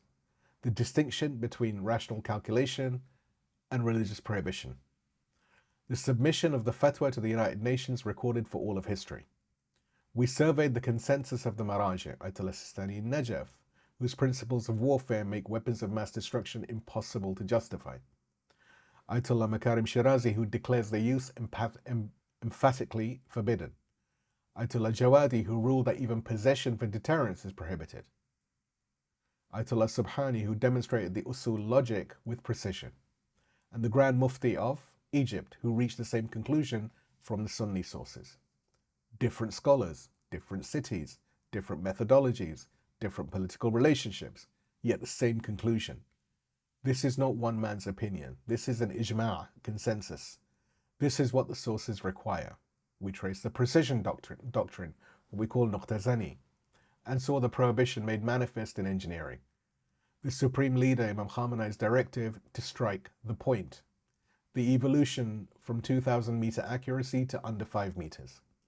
The doctrine of mass precision instead of mass destruction. We saw the conduct of Operation Martyr Soleimani, True Promise 1, True Promise 2, designed for demonstration, not massacre.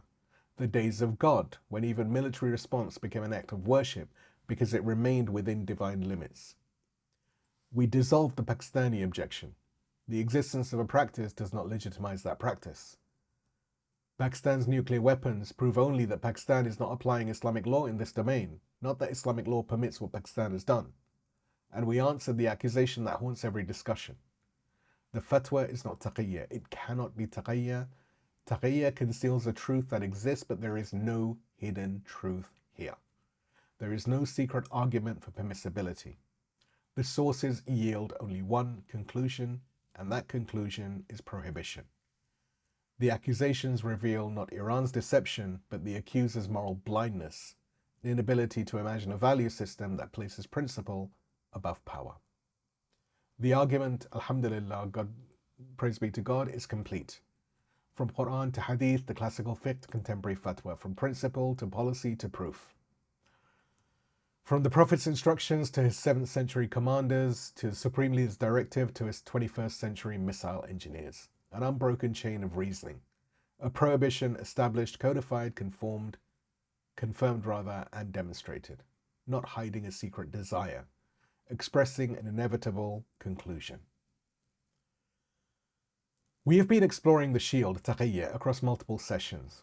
We forged it in session 55, we traced its historical application in 56, and now in 57 and 8 we have examined when the shield is lowered, when the limits remain even when concealment ends.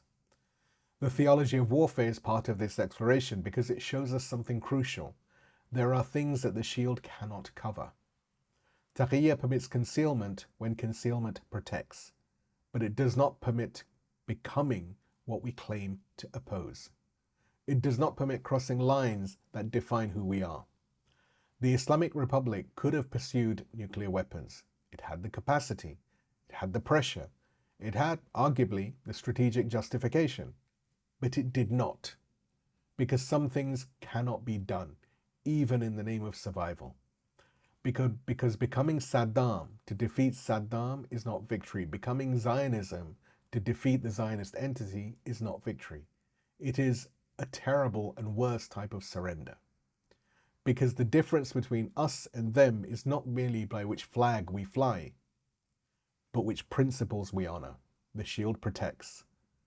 But the shield has limits. And one of those limits is that you cannot use the shield to hide the abandonment of everything the shield was meant to protect.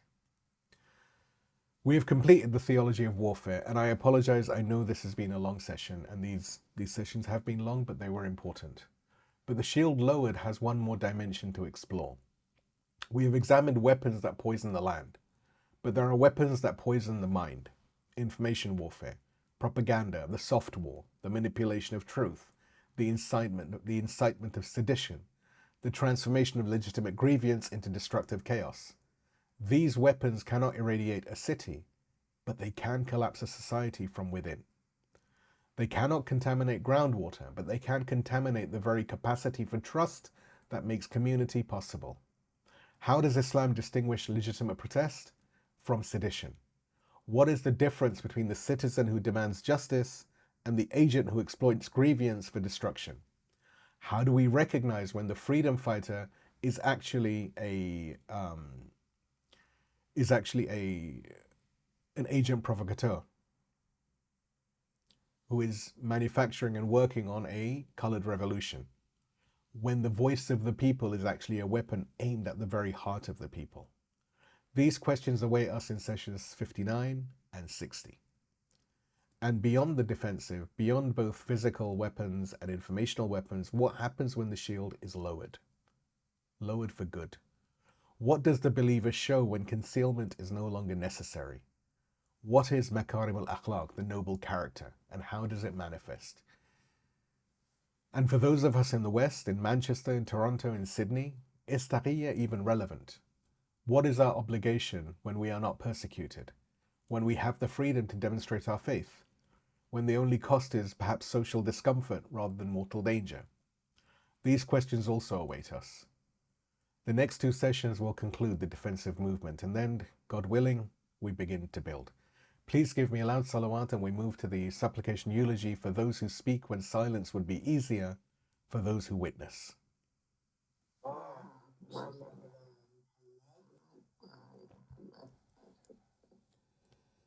In the name of God, the most merciful, the most compassionate, O Lord of truth, you who created the heavens and the earth in truth, you who sent the messengers with truth, you who revealed the book in truth, you who will judge between your servants in truth, grant us the courage to speak truth when silence would be easier. Grant us the wisdom to recognize truth when falsehood wears its mask. Grant us the strength to stand by truth when standing costs everything. We remember tonight those who spoke when silence would have been safer. We remember the Prophet, peace and blessings be upon him, and his family, who stood in Mecca surrounded by enemies and declared, there is no God but the God. No taqiyyah in that moment, no concealment, no strategic ambiguity, just the truth spoken plainly at the cost of everything. We remember Imam Ali, the commander of the faithful, peace and blessings be upon him, who could have won supporters with flattery and kept power with compromise, but who said, by God, even if I am given all the domains of the seven heavens and all that exists under the skies in order that I may disobey God to the extent of snatching one grain of barley from an ant, I would not do it. The truth of justice spoken when injustice would have been rewarded. We remember Imam Hussein, master of the martyrs, peace and blessings be upon him, who would have given allegiance and lived in comfort, but who said, one like me does not give allegiance to one like him. The truth of legitimacy spoken at the cost of his life and the lives of those he loved the most. We remember Said Zainab, peace and blessings be upon her, who stood in the court of Yazid, captive, bereaved, surrounded by those who had slaughtered her family, and spoke truth to power with the words that still burn. By God, you will never erase our memory and you will never extinguish our revelation.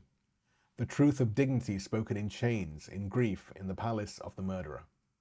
O Lord, these are our exemplars. Those are the ones who showed us what it means to speak when silence would be easier. We are not them, we do not claim their stations, we do not presume their courage. But we ask you to grant us a portion, even a small portion, of what you granted them. When the world demands that we deny what we know to be true, let us remember Ammar, who was permitted to conceal but whose heart never wavered. When the world rewards those who abandon principle for advantage, let us remember Imam Khamenei, who said Haram when retaliation was in his grasp. When the world cannot imagine that anyone means what they say, let us be among those who mean what we say. We remember tonight the scholars who carried the truth across centuries, Sheikh Tusi, who articulated the prohibition 1,000 years before it would be tested under nuclear fire. Shahid Awwal and Shahid Thani, the first and second martyrs, who wrote the text that still governed the Hausa and who died for the truth they taught. Allama Tabatabai, who showed us that Taqiyyah itself is written in creation, and who showed us also its limits. Imam Khamenei, who proved that the ruling was real by honoring it when honoring it was costly. Imam Khamenei, who bears the accusation of liars with patience, knowing that history will vindicate the truthful. The Maraji of Qom and Najaf, who speak with one voice on this question, not because they were commanded to, but because the truth compels agreement. O Lord, we live in an age of accusation. The truthful are called liars, the honest are called deceivers. Those who refuse to build weapons of mass destruction are accused of secretly building them. Those who speak principle are assumed to speak strategy. This is the age of projection, when those who would lie assume that everyone lies, when those who worship power assume that everyone worships power. How do we navigate this age, O Lord? How do we speak truth to those who cannot hear it? How do we maintain integrity when integrity is assumed to be impossible? We turn to the one who will vindicate all truth. We turn to the Imam of our age, your proof, the proof of your existence, the hidden one whose appearance we await. Imam Mahdi, may our souls be his ransom. He is the truth that will expose all falsehood. He is the justice that will overturn all oppression. He is the answer to every accusation, because when he appears, the world will see what it means for truth to have authority, for principle to hold power. O Lord, we await him, not passively, not sitting idle while the world burns, but actively preparing the ground, building what can be built, refusing to become what we oppose. We await him by being worthy of him. We await him by speaking truth in an age of lies. We await him by maintaining principle in an age of calculation.